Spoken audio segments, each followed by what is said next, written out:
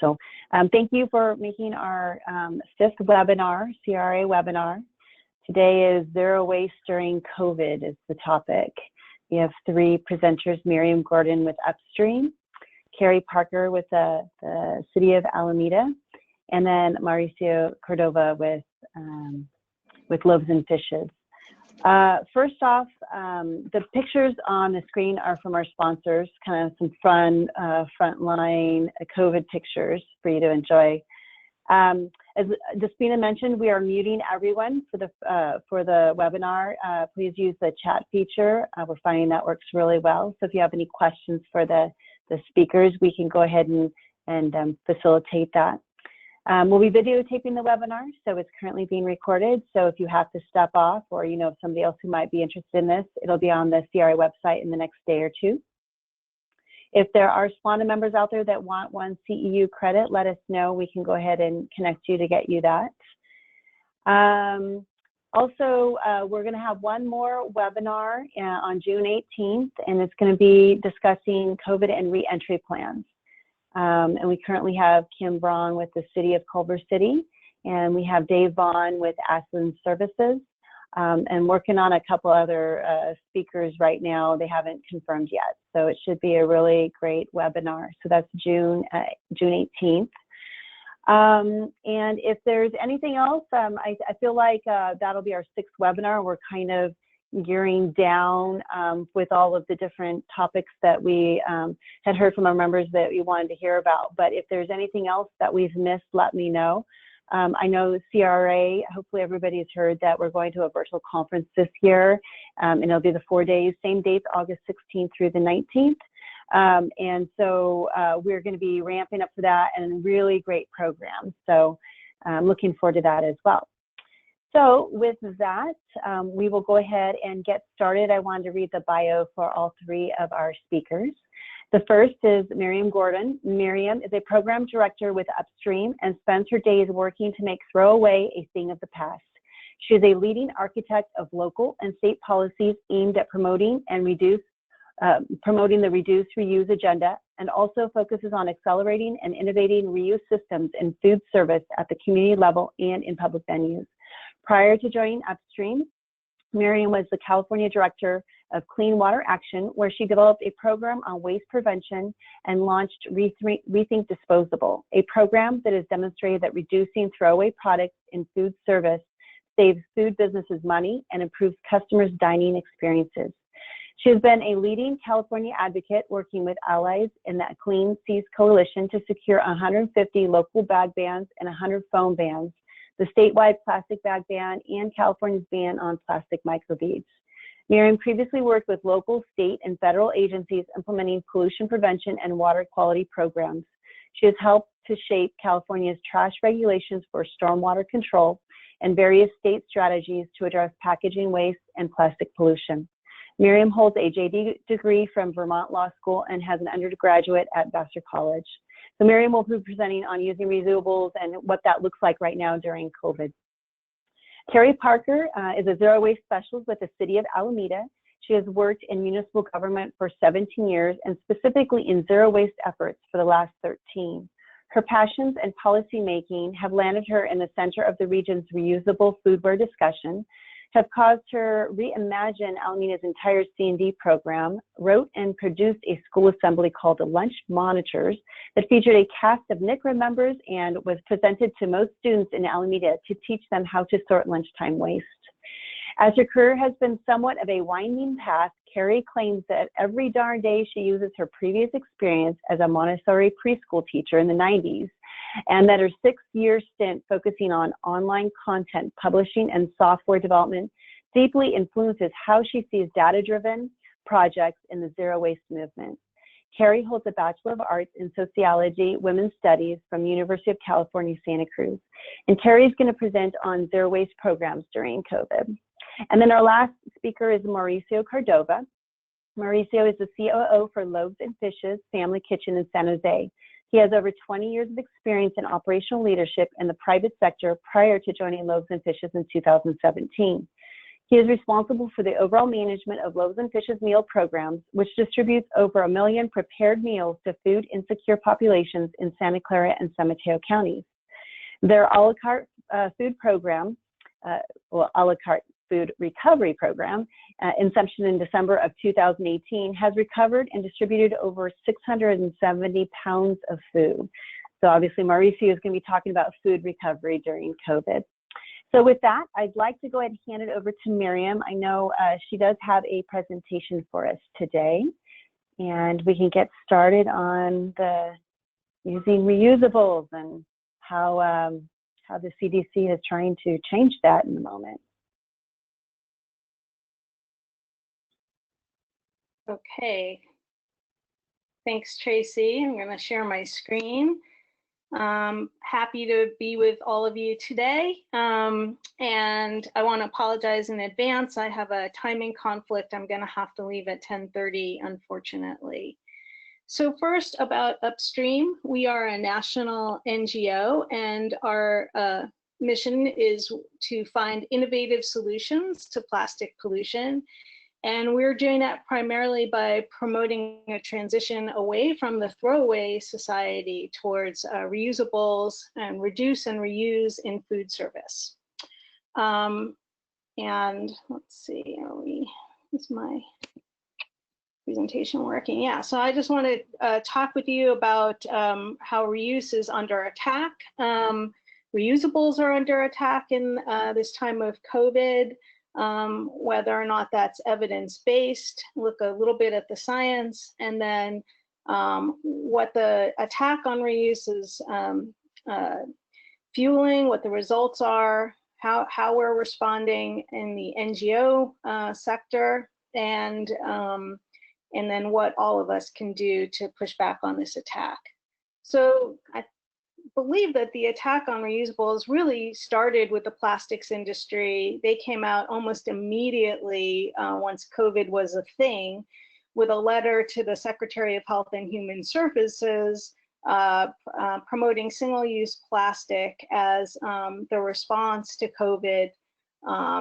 They were attacking reusable bags primarily, and cups to a certain extent, using junk science. And they were citing a few studies, one funded by the American Chemistry Council years ago in response to the plastic bag bans that were coming into play in policy. And they were looking at, the study looked at elevated bacteria counts in reusable polypropylene bags. This was not, bacteria is not coronavirus. That, you know, that doesn't seem to connect for a lot of people. The study showed elevated levels of bacteria in polypropylene bags. The authors suggested people wash their bags. The response from Consumer Reports was that these levels of bacteria are not health threats. A person eating an average bag of salad greens has higher exposure than if they licked the inside of the dirtiest bag in this study. Another study cited was on norovirus that an entire girls' soccer team had contracted. The study tried to pin this on a reusable polypropylene bag in the girls' hotel room, but that norovirus could have been present in a disposable bag, and it wasn't really known if the girls were infected from the bag or other surfaces contaminated in the hotel room in which they were staying. But the point is, neither of these studies was really looking at coronavirus. But nonetheless, these kinds of studies have fueled fears about the potential spread of coronavirus or COVID-19 from reusable bags, and it has resulted in plastic bag bans being delayed, new statewide bans and city bans that had just been enacted, their implementation being delayed in several states and cities. The fees associated with some bag ban laws like being lifted, like in California and other states. the whole ban being lifted and allowing for plastic grocery bags to be handed out again, and reusable bags being specifically banned in some places. So the attack on the use of junk science has actually been somewhat effective in fueling these fears. But let's take a look at the actual science. Upstream put out a frequently asked questions and a review of the science. You can find it on our website at upstreamsolutions.org. So the real question here is, can COVID spread through contact with product surfaces? If you touch a surface contaminated with coronavirus or COVID-19, can you actually contract it? And the CDC has been clear from the very beginning that the virus is spread primarily from aerosolized droplets. There are no known cases of transmission of the virus from touching the surface of a product and self-inoculating on your face. One study suggests that the chance of surface transmission is about 6%. So everything that we're seeing about, being careful about, precautions around touching surfaces, we call this an abundance of caution approach. But the research shows that you have very little chance of actually getting the virus through surface contact because there's so many factors that could interfere with that. The amount of virus that's actually on the surface of the product, the strength of the virus on the surface, how long it's been there, how much you actually transfer to your nose, eyes, or mouth when you touch your face, and when, at what point in time you actually transfer it to your face. Is the virus still viable? There's a lot of things that can interfere with this surface transmission. And then the question becomes, are disposable products actually safer than reusables?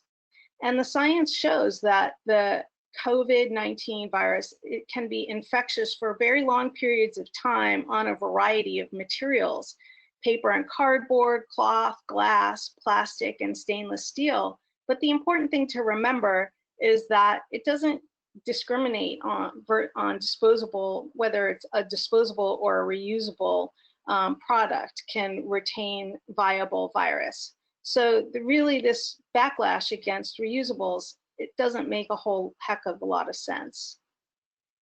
Nonetheless, we are seeing that in the restaurant, in the space of food service. So on the one hand, we've got reusable bags under attack. On the other hand, reusables in food service.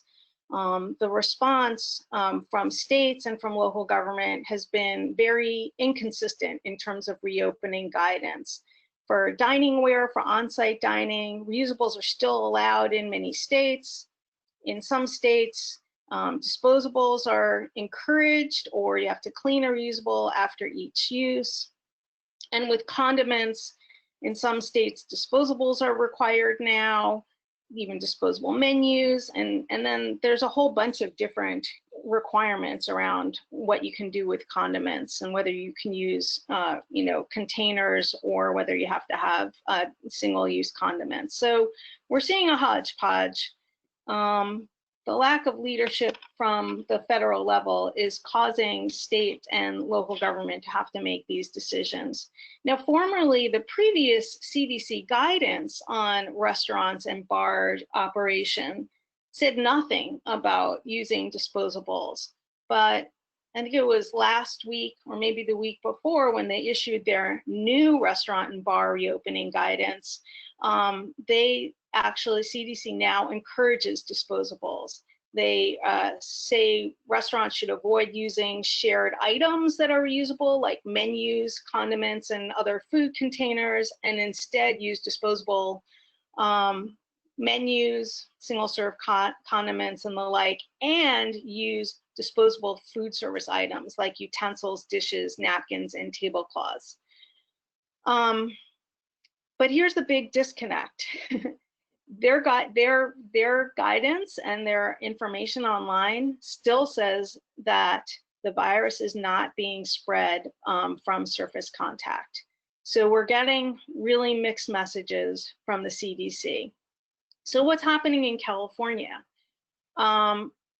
In California, the current guidance for dine-in restaurants is to use disposable menus if possible and provide single-serve condiments. It doesn't follow CDC guidance in requiring disposable utensils and foodware, dishware, and cups.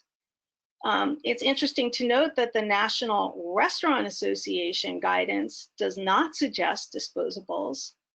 And yet the San Francisco Bay Area health agencies, there are 7 of them, have their own set of guidance. They're being quite, let's say, abundance of caution oriented. And they are saying that lids for cups and food bar items must be provided by personnel. Customers can't grab them. They've shut down bulk item food bins in grocery stores, and they're not allowing customers to bring their own bags, mugs, or other reusable items into stores. So we're seeing this hodgepodge of responses, not all really following the science and the base of evidence. And so what are we doing about it in the NGO community? Upstream runs, I facilitate something called the National Reuse Network for NGOs.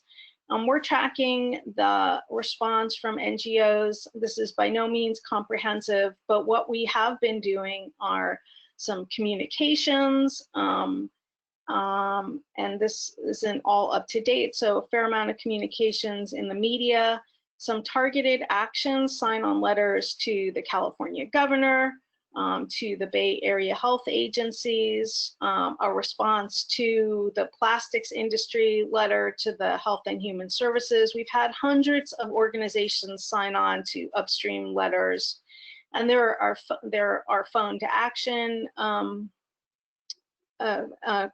calling campaigns, and other things that are happening. What's the response been in California? In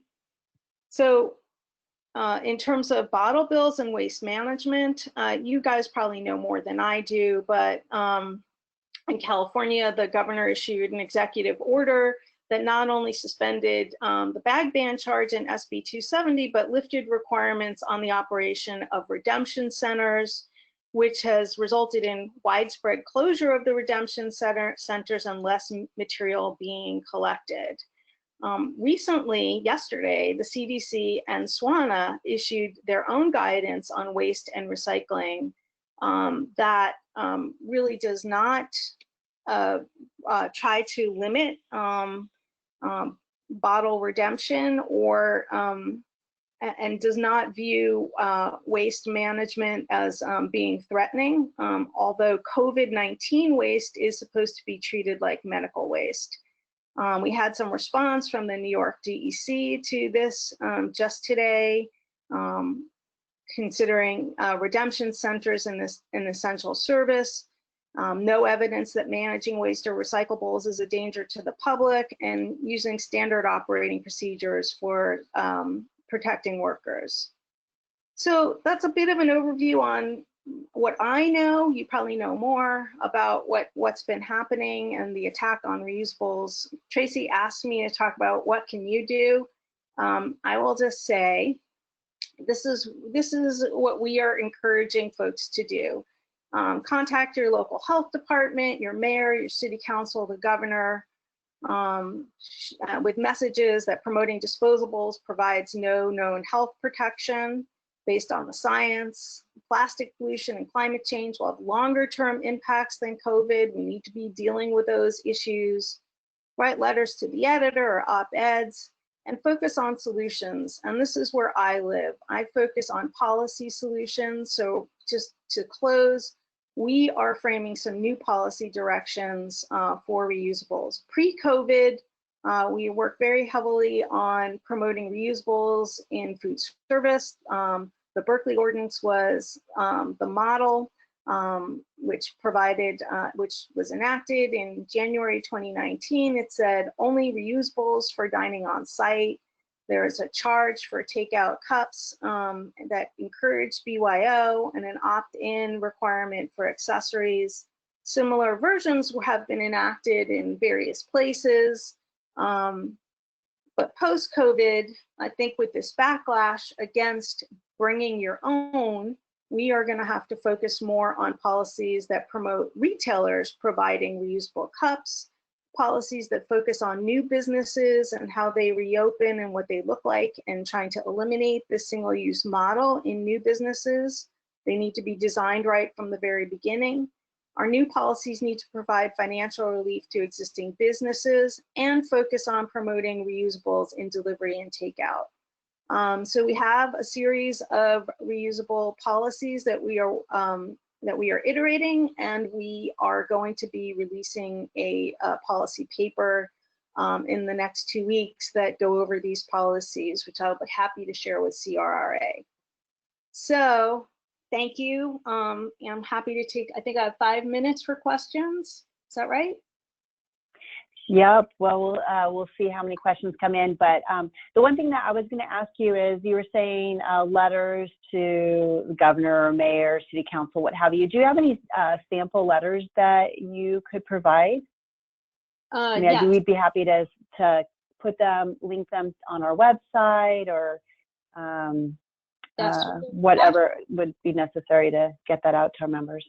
Yeah, we're actually updating some of the letters that have been sent into samples and putting together a packet. So I can send you a packet of samples to share with the association. That would be perfect. And then I'm just curious, working with restaurants, and as I know I do and many others on the call do, obviously we're going to have to get our messaging correct, and you've provided some really great feedback on that. Do you have any suggestions on how to talk with the restaurants about what's really happening? Because, I mean, just in general, COVID, there's so many mixed messages on every level. And when we talk about reusables, just curious if there's any sort of messaging that you would, say to restaurants, or give us guidance on what that conversation should look like. Well, I think it's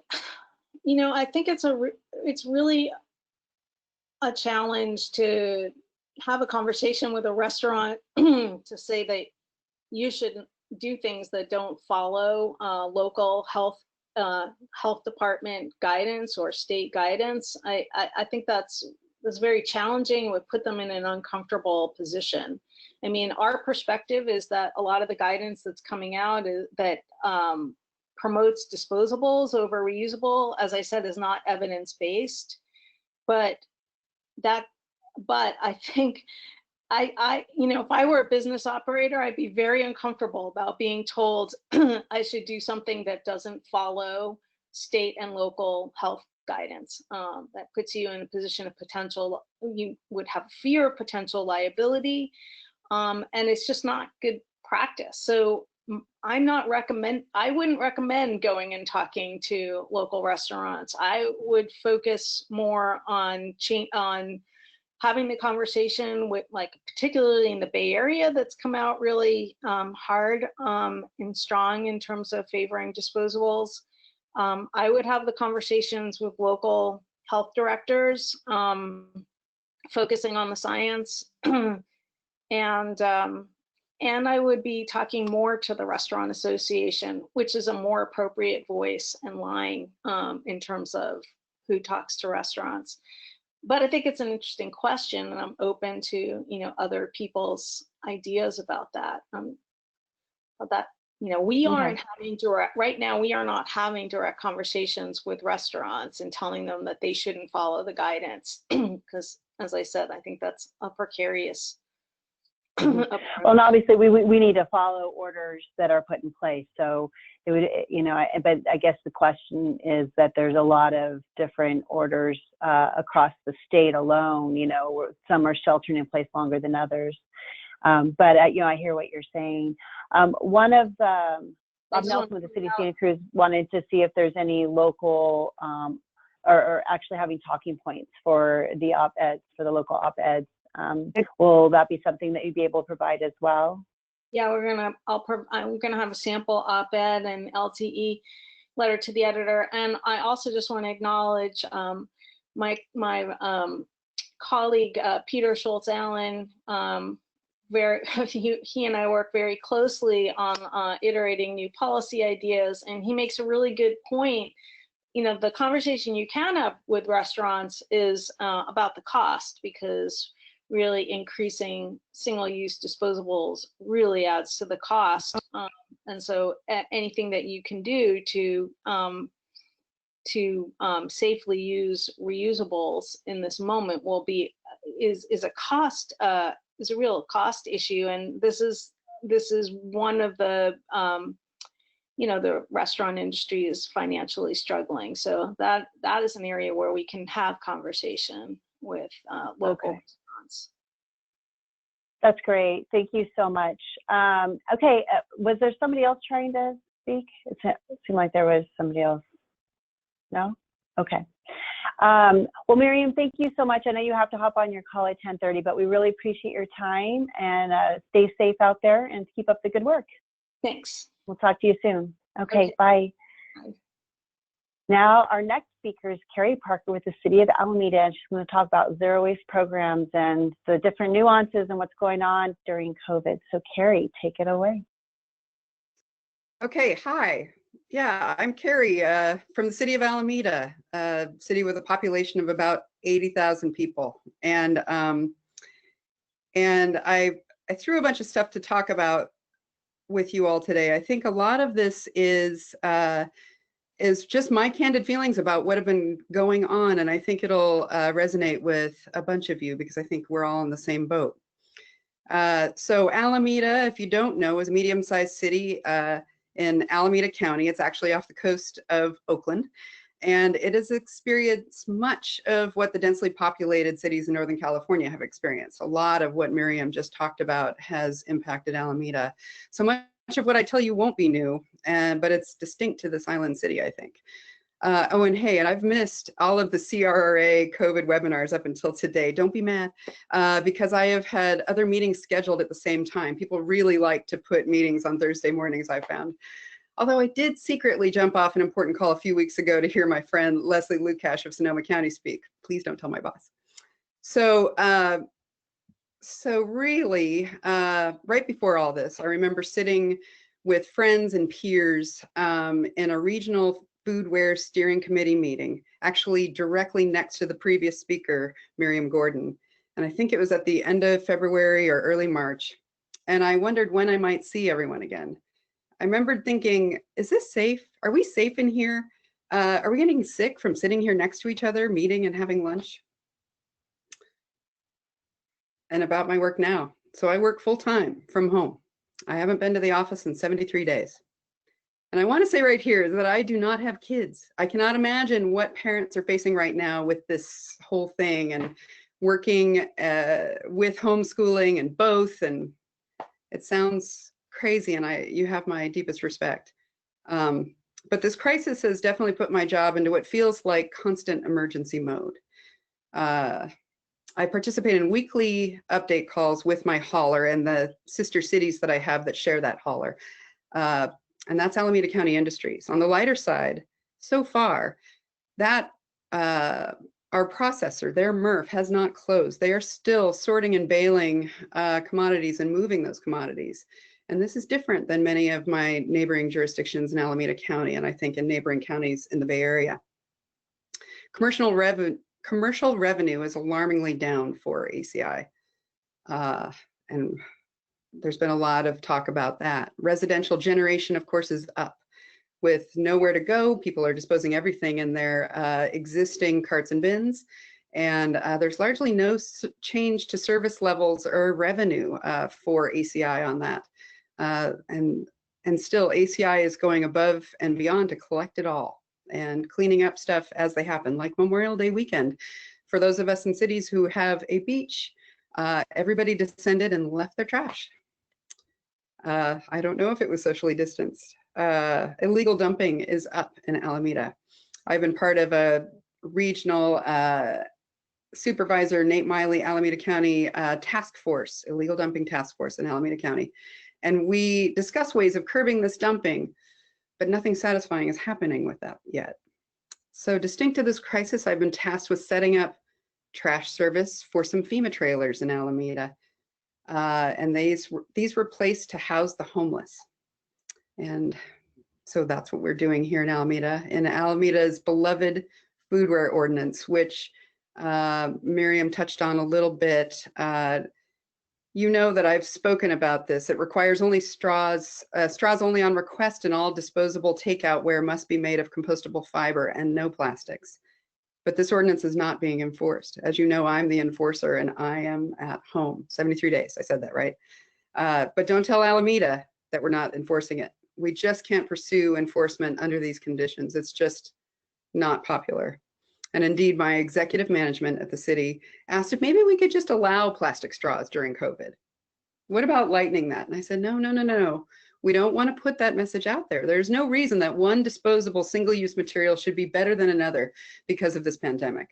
And I'm honestly offended by that discussion on so many levels, a lot because of what Miriam was talking about. And reusable cups and bags, as Miriam said, I heard there was some lightening on the reusable bags in some Bay Area counties, but for the most part, they've been discouraged for still what I would call no good reason. And at the same time, I'm a civil servant working for the public, and my zero waste projects must continue. Alameda has an updated zero waste implementation plan that is hoping that we are at zero by this year. Are we? No, we're a long way from it. We have several years before we will be at zero. Largely because of the recycling markets, but also to do with a reluctance to fund the entire plan.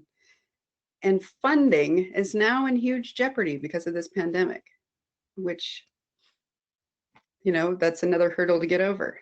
And as a strategy, though, of that zero waste plan, Alameda has had a massive technical assistance contract currently underway to address our top generators in the city in both the commercial and multifamily sectors. I've had a consultant, SES engineers, under contract to pull this off in Alameda, and they were on a tremendous upswing on this work until COVID, and then everything had to stop. To button up the work at that time, because as you know, these accounts have varying issues and recommendations and needs, we didn't want to lose the work. So we had each of the technical assistance team members develop a one-page explanation or a one-page snapshot of what services had been recommended, what they might look like, how much that cost, and stating that and how the service levels should be changed, and as soon as the shelter in place was lifted so that they're ready. But now, what is it? 11 weeks later? We would love it if SES engineers began some gentle outreach to even just property management folks, or just a couple of people, the folks that run the strip malls or the grocery centers. But before Alameda, City of Alameda, will allow SES back in the field, we are requiring SES engineers to submit a health and safety plan, and it must be approved by the city manager in order to begin even the very lightest touch work in Alameda. So none of this is easy. With all the takeout ordering that is going on, I have big dreams of setting up a reusable dishware loop, just like what Miriam was talking about, where restaurants can choose a mason jar system of getting you your soup or your cocktails delivered or whatever. And devoted customers will return those jars to be washed in their commercial washers that are existing at those restaurants. But when I approached a local restaurant about this, the owner of whom, I mean, he's an old friend of mine, he looked at me like I was nuts. He didn't want to talk to me. He's in emergency mode. He is covering a disaster, and he's not ready to hear about such a thing. Later? Perhaps, but not right now. I didn't expect it to go on this long. I thought it would be 2 weeks at most. And so 73 days in, I don't know when I'll actually be called back to my desk full time, because the city of Alameda is being decidedly cautious. And frankly, I appreciate that.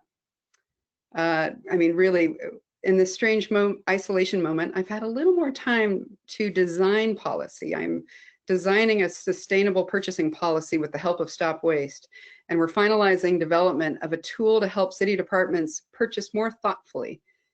We're calling it Green Spend. Listen for it, because my prediction is that in the coming years, some of you will discover it and adopt it in your jurisdiction or at your organization. And hey, CRRA, can we get another virtual panel scheduled at this late date? However, SB 1383 has not received much of my time in the past couple of months, so I am relying on others to pay attention to that for me. Thanks to all of you who are immersed in that work. We are relying on each other. We need each other, and please remember that we can't all be great at everything at once. Alameda is updating a close to 20-year franchise agreement with ACI right now. Not extending, but rewriting. So these are the meetings that I'm in when I'm not able to attend these webinars. Anyway, our current expiry date on that franchise agreement is in 2022, which has implications of its own. I know, I already hear you judging me over the internets. It's too late, Carrie. No, we got this. Grant reporting will be a nightmare this year. Used oil? Oh my God. I don't know about you, but I have a city and county payment estimate due to Cal Recycle shortly. And I think I may have a big goose egg to report on that estimate. Alameda typically spends that money on Earth Day event infrastructure. And guess what? We didn't have an event. Alameda County Measure D reporting?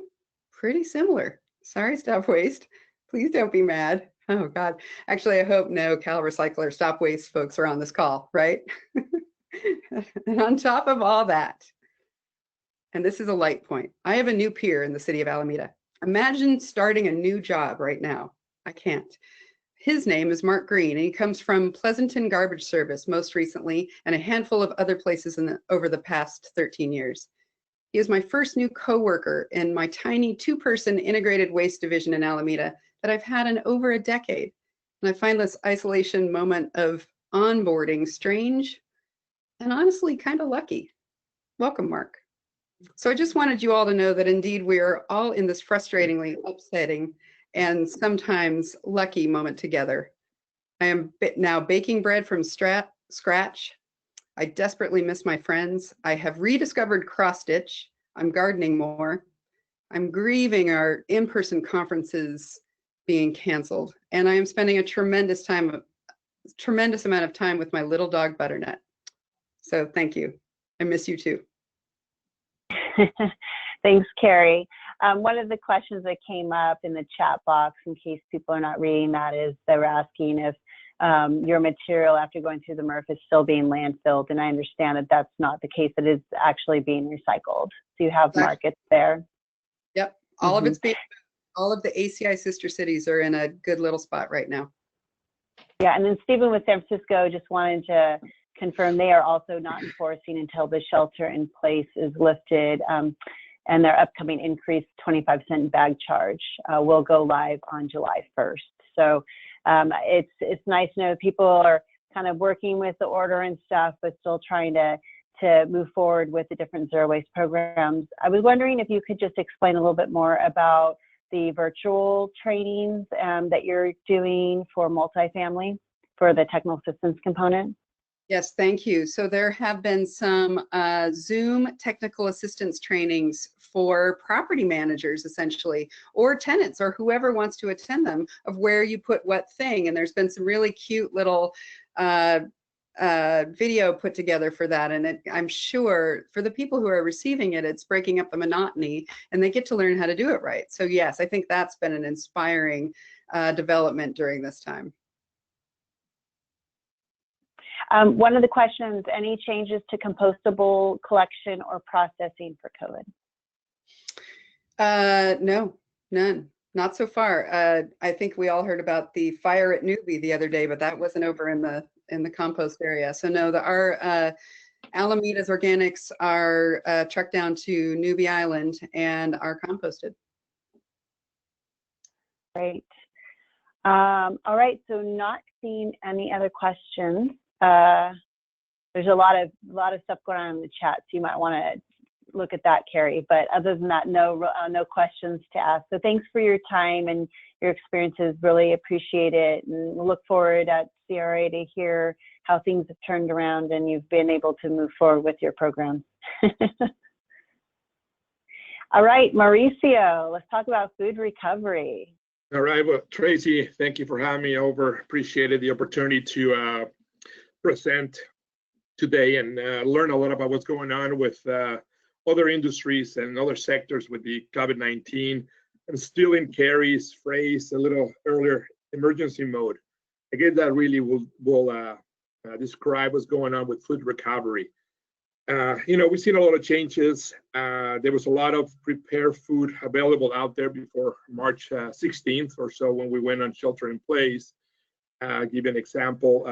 We were picking up about 1,700 pounds of prepared food from like Facebook and the San Jose airport just by itself, distributing that. But that kind of came to a big stop when the shelter in place and everybody started working from home. And yes, I agree that it's a little harder to work from home, and a lot of things are definitely different. I get to come to the office, so my life hasn't changed a lot, but just tell you that seeing it on my kids having to be yanked out of school and home, they're going nuts. But I can relate to a lot of folks that are struggling with this.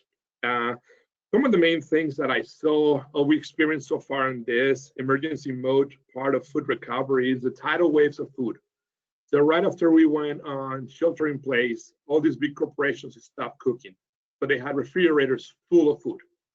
So they flooded the nonprofits, ourselves, food banks, other ones that do work around the Bay Area, like Sunnyvale Community Services, Nuestra Casa in San Mateo County, Patty Iyer with Daily Bowl in Fremont, for example, were overwhelmed. Everybody was calling, everybody had 20, 25, 30,000 pounds of food to be like picked up now and distributed, but there's no capacity. And that's one of the things that we learned the last couple of years with SB 1383, that there's no capacity out there for receiving food, storing it and distributing it to meet some of the goals that we're going to have to do in SB 1383 in a couple of years. So that was a clear message right now that we were not prepared for that kind of tidal wave of food. So that was one thing, came really fast. It started about a week after shelter in place, and it lasted literally 10 days. And then it dried up. No more food, well, not as much food. Everybody's kind of scrambling to try to find stuff because, well, we lost a lot of jobs. A lot of people were unemployed. We're doing 40% more business, well, if you want to call it business, that we were prior to March 16th. Right now, we're just cooking in our kitchen, over 5,000 meals a day, when we used to do about 2,900 pre-COVID, and because the need is out there. And so, and the recovery part dried up some because there was no more prepared food from all our sources that we were working with. But we started seeing a lot of bulk. Like I said, it was a wave of bulk food for about 10 days, dried up. And then suddenly, here we are again, about a month and a half later, with another tidal wave. All these farms and produce producers are working with USDA grants, which are great. They're fabulous grants. And they only have a lot of produce to distribute. And we're getting calls left and right with folks that just wanted you to pick up, 1,200 boxes of prepackaged food every day and that kind of thing. And everybody's getting calls. We're getting calls. So we're all calling each other and talking about things. And again, there's 6 to 8 week long grants, and then they, in theory, will go away. That's the problem. We're getting bombarded again as a industry or sector. We don't have the capacity to receive that much food all at once. And part of it, for example, produce, you can only keep in your fridge for so long. And same thing, people can only take so much produce on a daily basis or weekly basis. So that's some of the major things that I see is emergency mode, very reactive, very expensive. The government and the industries are trying to do the right thing by donating all this food, but we're just not prepared as a nonprofit sector to do this. I mean, one of the things that I think we need to do is kind of talk with the cities or big institutions like universities, or maybe even the Cisco's and Facebook of the world that have big kitchens and storage, to be able to try to take some food, put it there, pick it up little by little and distribute it, instead of getting all this rush, big tidal waves of food that in theory in about a month and a half will dry it up again, and then we are back in the same boat. So that's the main thing that I see, is just a lot of reaction about what's going on out there. Like I said, it kind of overloads our system for a little bit of time. And I don't know where we're going to go with this. I know Facebook is going to bring back some employees. We don't know how many, but it's going to be dramatically less of what they were doing. So with all of these changes to working from home, like Twitter's leaving everybody at home permanently, Facebook, half of their staff, Broadcom has only 1/4 of the people coming in. There's not going to be a lot of prepared food to be recovered, at least for the time being. So a lot of the things that we were planning for are going to change. There will be grocery, and that's where the majority of this is going to be. But the prepared food programs will not have as much to work to find food and distribute. So we'll have to rethink our strategies as we move forward to a certain extent. That's kind of based on what we've seen, the people we talk to, and understand some of the things that we got going on. But unfortunately, the need is, like I said, almost doubled. And that's something that is not going to go away, because the jobs disappear really fast. But we've seen it. They take years to come back, just like it did in the Great Recession 10 years ago. Kind of ironic. They disappear fairly fast, and they took almost 10 years for all to come back. So it's going to be a challenge to make sure that we help all the folks that are suffering from food insecurity. And we're all capable of doing more, but then again, the other part too is money. And then again, the grants are limited. They're, one-time grants and things like that. So it's very hard to add more payroll and things that are perpetual, long-term expenses to be able to continue fulfilling the need of everybody out there. So we're struggling with that to try to do more, but at the same time, don't take on expenses that are could be a problem later on for us if we cannot raise the money. And talking to other nonprofits around the Bay Area, we're all struggling with that part, right? We want to help, we want to do more, but at the same time, can we do more and not kind of hang ourselves with a lot of extra expense that we might not be able to fundraise for in a few years. So that's kind of a big part of what's going on. Like I said, it's just changing. It's going to be a moving target. It's not going to be something very clear, and we're just going to have to continue playing the reactive game for quite some time, and that's very expensive. From my experience in operations, reactionary situations are extremely expensive, and a lot easier to be able to plan and understand what's coming to the best of your ability. And that way you can control your expenses. Otherwise, you're renting trucks, you're renting temporary storage fridges or freezers, and that kind of thing. It just it gets a little complicated, and I don't think it's sustainable in that way for a lot of us, or at least the nonprofits. We are reaching out, working with our local governments a lot. Santa Clara County, San Jose, the city of San Jose, for example, we're working with them in some stuff, and they've been great partners. I really enjoyed working with them on some of the things that we got going on.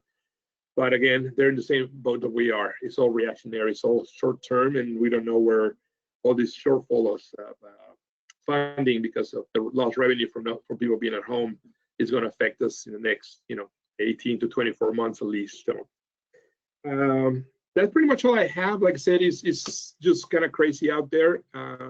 A lot of one-time deals with food and funding, and that's something that is affecting us a lot, and at least in the food recovery part. But we do need to partner with, like I said, the cities and other agencies to try to figure out how to distribute this more effectively and not let it go to waste. So there you go, Tracy. Any questions? Thanks, Mauricio. So there is one question here. In light of COVID-19, is there a concern with the amount of time food is handled from source to restaurant to donation? Reading the CDC and other sources, it doesn't seem to be that food gets infected with COVID-19. At least it hasn't been shown any cases. Now, What we're doing, for example, some of the things when we are providing food for folks, if they bring their own bag, they have to grab the food from the table or the area where we are providing the food. If they don't have and we're bagging it for them, then we do it similar to what they do in the grocery stores, right? So we're trying to keep some of that, but so far it hasn't really been an issue with that. And we're providing hand sanitizer before, after, things like that. So I think some of that kind of addresses that issue, but it hasn't really been a problem right now with anybody concerned on it. And we do suggest to everybody to, make sure they're washing their produce and things like that before they eat them as a precaution. But yeah, there have not been any, not a lot of big talk about that. Have you tried using reusable foodware for food donations in the past before COVID? We were trying, yes, yes. And the way we were serving food, we were using reusable serving pans for like hotel trays, that type of thing, to transport the food and everything. We were doing some of that. We were moving to a little bit of that already, but right now, well, of course, you really can't. So we're going back to disposable aluminum trays and small containers. So a lot of cities, obviously with 13E3 kind of looming, and food donation and food recovery is being a big part of this. Just curious if you had any words of, I don't know, not advice, but more of like what help you need and what, especially right now, how we may be able to help, or what suggestions you may have. Well, I think the big part would be to talk to your local big food producers, farms, and I don't know, distributors like Cisco Foods and so forth at your local jurisdictions on what, if they've been awarded like a USDA grant, for example, and with that they're going to donate, X amount of food or whatever to organizations, and just kind of partner with them, says, is there enough capacity out there for distribution, and think, can that grant be extended or can be done maybe a little differently? Part of it, like I said, right now, the main thing is a tidal wave. Everybody's calling saying, hey, we got tons of produce, do you want it? And the system can't take it. Chefs Against Hunger, that has a pretty big warehouse in Hayward, is full. They're packed and they're trying to get move the stuff. So the question would be just better communication. Not better, but communication between the government agencies, maybe some of the local food producers, maybe create a consortium or a leadership group within your county that can communicate all the sources of food and outlets for distribution. What are the needs for storage? I mean, some of the things that we were already doing with SB 1383 in most of the counties.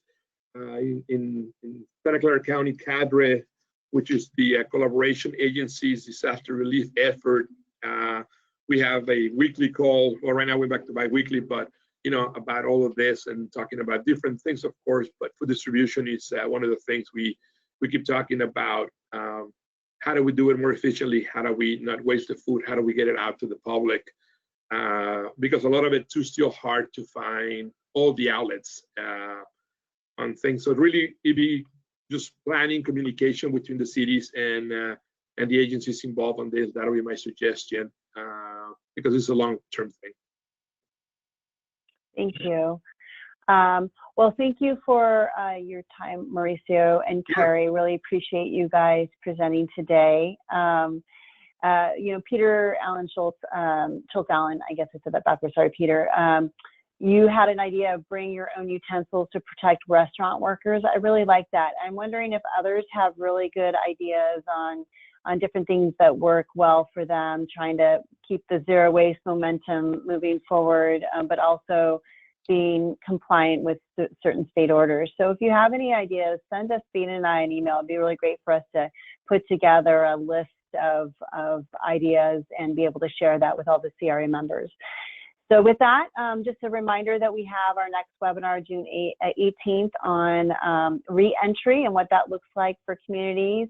And also the CRRA conference registration is now live. If you have any questions, let us know. We're finalizing the program and letting speakers know in the next couple of weeks. And we've got a lot of really great ideas and things that will happen during the conference. So with that, enjoy the rest of your very short week after the holiday on Monday, and stay safe out there. We'll look forward to talking to you all soon. So thanks again, Kerry and Mauricio. Bye. Okay, bye, guys.